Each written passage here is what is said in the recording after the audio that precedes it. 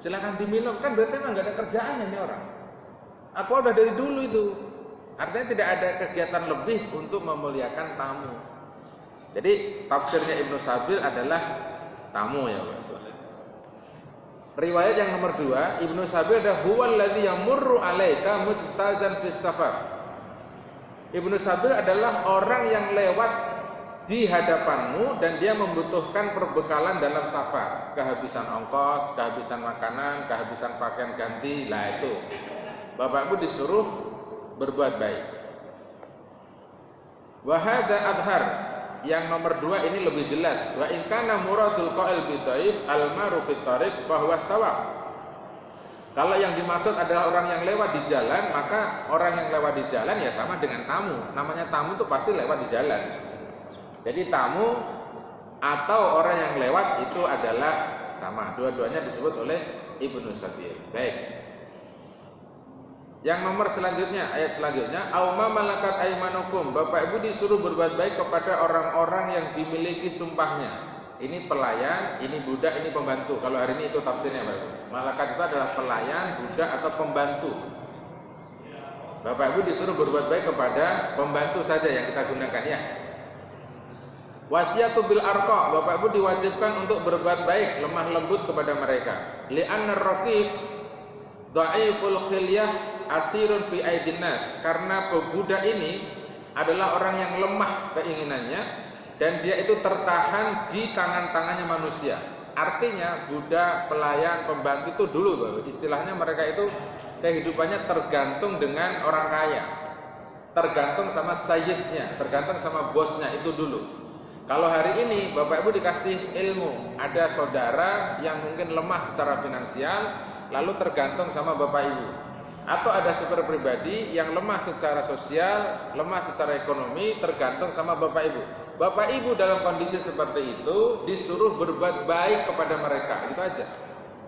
Entah itu pembantu, entah itu supir, entah tukang kebun, entah supir pocokan, apa saja istilahnya ya. Kan ada juga supir pocokan. Apa supir pocokan? Gaji tiap bulan nggak bisa, tapi kalau mau pergi ngundang orang kan itu kan supir pocokan kalau kata orang Jawa ya. Kalau kata saya pergi misalnya ke Malang, ada teman akrab, kita suruh, kita kontrak per hari 300.000, kalau 10 hari ya 3 juta gitu loh Pak. Itu namanya sopir apa? Pocokan. Apa bahasa yang bagus ya, bukan pocokan kayak sopir tembakan, nah itu angkot kali. Enggak, itu kalau tembakan angkot kan itu bahasa itu. Enggak, yang kalau sopir pribadi bukan tembakan, namanya sopir. Agak keren mungkin isi detail kali ya. Kadang-kadang dipakai, kadang-kadang tidak. Ya itu kayak gitu lah. Nah Bapak disuruh berbuat baik kepada orang itu. Nah kita tengok tafsirnya. Walihada sabata anna Rasulullah SAW, beliau SAW bersabda, ja'ala yusi ummatahu, bahkan beliau mewasitkan kepada umatnya, beliau mewajibkan kepada umatnya, beliau wasiatkan fi maradil mauti. Beliau wasiatkan kalimat ini sampai beliau meninggal dunia. Mulai dari beliau sakit sampai meninggal dunia itu selalu mengucapkan kata-kata ini Nabi. Apa kata Nabi? As-shalah wa ma malakat aymanukum. Tolong dijaga sholatnya, tolong dijaga sholatnya. Pokoknya sholat gitu. Kalau sudah sholat, au ma malakat aymanukum, kamu wajib berbuat baik kepada orang-orang yang lemah itu. Orang-orang yang bergantung kepada dirimu. Artinya ini wasiat mutakhir. Sebelum beliau berpisah disuruh menyayangi orang-orang lemah sampai beliau meninggal dunia. Itulah yang kemudian awal Nabi Muhammad itu disebut sebagai ciri kenabiannya yang dikenal oleh Raja Romawi pada waktu itu, Kisra itu. Muhammad itu kayak apa? Ternyata kan disebut salah satunya dia adalah penyayang kepada orang-orang miskin. Jadi orang miskin itu sudah dari dulu jadi subjek. Karena memang harus dilindungi, disayangi, diperhatikan dan lain sebagainya. Itu sudah dari dulu. Kalau hari ini ada orang yang bisa seperti itu kan bagian dari amanahnya yang diberikan Nabi Muhammad kepada orang tersebut. Cuman pertanyaannya adalah bisa nggak sih kita berbuat baik? Atau justru sebaliknya, bantu tetapi menyiksa atau memberikan tugas yang tidak sesuai tupoksinya. Misalnya ada ibu-ibu, udah nenek-nenek, suruh nyuci mobil. Pakai kursi yang ya itu, yang kalau kepleset ya kira-kira matilah kira-kira gitu ya. Itu saya kadang-kadang emosi tuh kalau ada jamaah Alifan saya ketemu kayak gitu, tak tegur bosnya. Sampai tahu nggak sih ini tuh orang tua gitu. Ya kalau dia itu pembantumu nggak apa-apa, tapi jangan disuruh nyuci mobil juga kali. Dia itu kan membantu bukan nyuci mobil. Namanya membantu, dia dijelaskan dong. Bantu apa gitu loh. Bapak hati ya, dari ujung sampai ujung nih yang punya pembantu semua ada. Saya juga punya pembantu, Bapak. Hati-hati aja. Dijelasin aja dari awal Bapak Ibu. Bapak Ibu gaji berapa? Kerjanya berapa jam? Itu dijelasin dulu. Jangan yang penting kerja di rumah saya jadi pembantu tapi nggak jelas. Gajinya ya sesuka saya, dolim lah. Bapak sebut angka dong. 1 bulan 10 juta misalnya. Ada di sini pembantu 10 juta. Alah ya Rawono kok gaya tok. Rawono wis to. Mana berani bayar pembantu 10 juta? Kalau di Australia itu nggak ada orang punya pembantu. Mobil beli 10, rumah gede, pembantunya nggak ada. Bapak Ibu tahu alasannya kenapa Australia nggak ada orang yang punya pembantu kecuali orang dari negara, pejabat negara. Alasannya karena pembantu undang-undangnya dibunyikan oleh negara Australia. Bahwa gajinya pembantu itu seminggu 6.000 US dollar Australia. Seminggu 6.000. Bapak Ibu hitung, berarti 60 juta 1 minggu kalau dolarnya 10.000. Nah di sini itu undang-undangnya belum bunyi. Jadi yang menentukan upah pembantu siapa? Istri sama suami, rapat sama anak-anaknya.